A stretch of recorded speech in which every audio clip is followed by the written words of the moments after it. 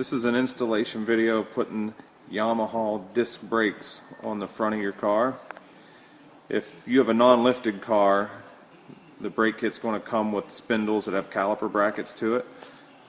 If you have a lifted car, you need to check and make sure that you have the pre-drilled holes in the front spindle, and you're going to bolt the caliper brackets to it. The first step you do is remove the plugs to expose the threaded holes in the spindle. For the lifted cars, use a light grit sandpaper and just clean the surface of the holes just to clean off any excess paint. The next step for the lifted cars is to take your bolt-on caliper bracket, slide onto the spindle so that the caliper bolts go forward and slightly up as shown, and then using your flathead bolts, you want to bolt the caliper bracket to the spindle. Now before you use the flathead bolts, you want to take and put 1 drop of thread lock on the bolt, and then take all 6 bolts and securely tighten the caliper bracket to the spindle. If you have a non-lifted car, you simply remove the stock spindle and install our new spindle with the stock bolts. The next step is to take your 5/16 rotor bolt, your shake-proof lock washer, your wheel studs and your rotor, and mount your wheel studs to the rotor. Once you have them all on and set up, you want to securely tighten to both rotors.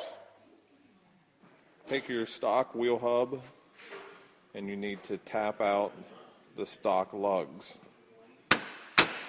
as shown.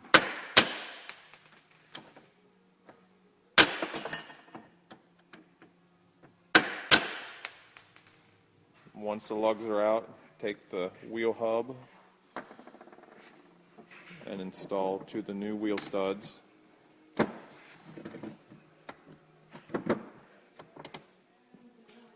And if you use a block of wood and a hammer, just to lightly tap to make sure that the wheel lugs are securely in the hub. Take the new hub and rotor assembly and install to the spindle with the stock hardware.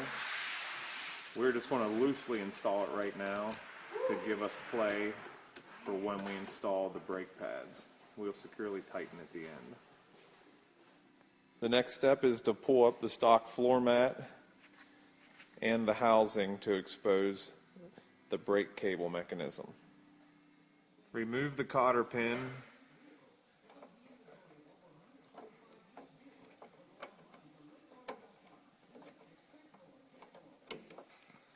and now remove the clevis from the brake cable mount. Remove the nut from the brake pedal assembly bolt. You want to keep this nut because we're going to use it to install the master cylinder mount.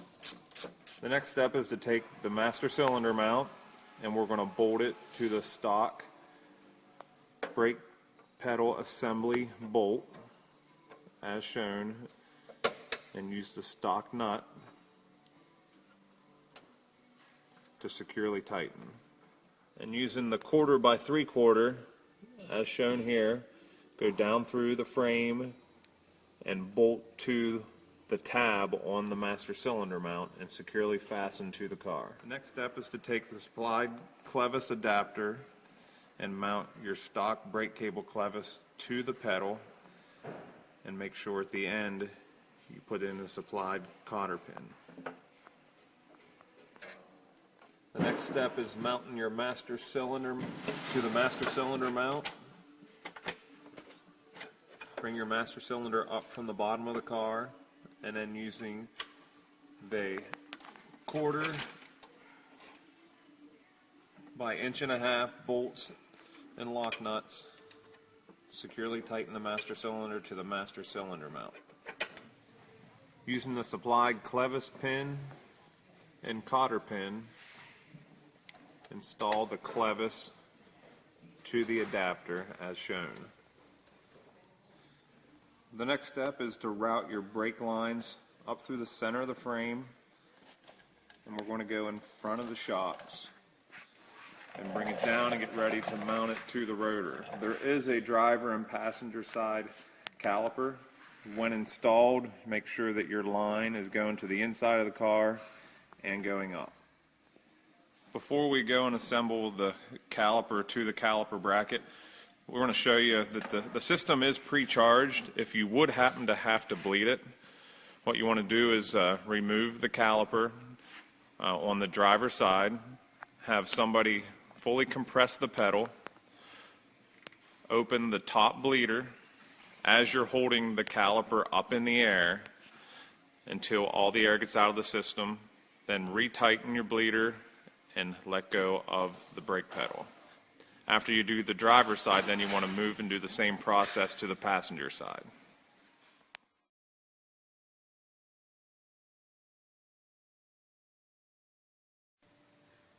Using the supplied slider bolts and brake pads, we're going to mount the calipers to the caliper bracket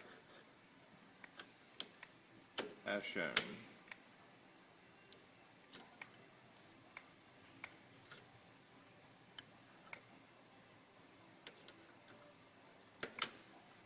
Do this to both the driver and passenger side and securely tighten.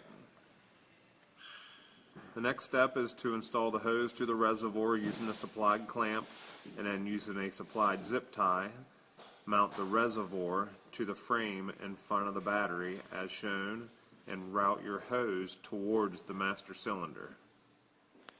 Now we're ready to put the fluid in. You want to take and put the clamp on the other end of the hose, and what we're doing is we're holding our thumb over the end of the hose, adding our .3 fluid to the reservoir.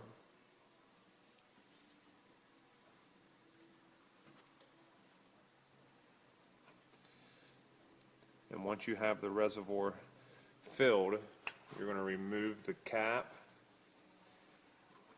and push the end of the hose onto the master cylinder and secure it with a supplied clamp. Cap's still off. We're just going to pump the brake pedal, and he's going to check to see if he has front brake, which we do, so we do not have to bleed it. We are keeping the rear brakes functional when we add the front brakes, and it is adjustable how much front brake you have. If you move the yoke forward, that will give you less front brake, and if the further you move the yoke back, will give you more front brake. Once you have the desired location, you want to double check and make sure you put all your cotter pins back in and securely tighten all the bolts, and then reinstall the pan and the floor mat. Using the stock nut, cotter pin, and dust cap, reinstall the hub assembly to the spindle. You want to securely tighten.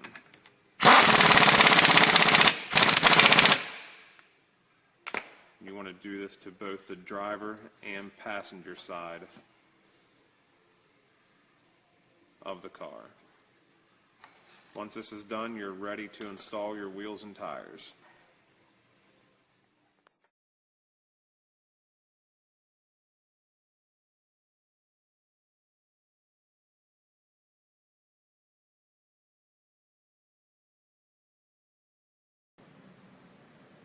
When installing a front brake kit, you must make sure you install a minimum of a 10-inch wheel. If you install a 12-inch wheel, it doesn't matter how the wheel is made as far as the bell, but on 10-inch wheels, it has to be a normal straight bell. We're looking at these wheels, they're both 10-inch, but they're made two completely different ways. The wheel on the left would work with a brake kit because there is no bell on the inside, it's flat. This wheel on the right, you can see there's a wheel bell going the whole way around the inside, which does not leave you enough room to put your rotor on. So again, the wheel on the left from the back side is a normal straight bell, and it will work. The wheel on the right is a reverse bell, where the bell's on the back side of the wheel, does not give you enough rotor clearance.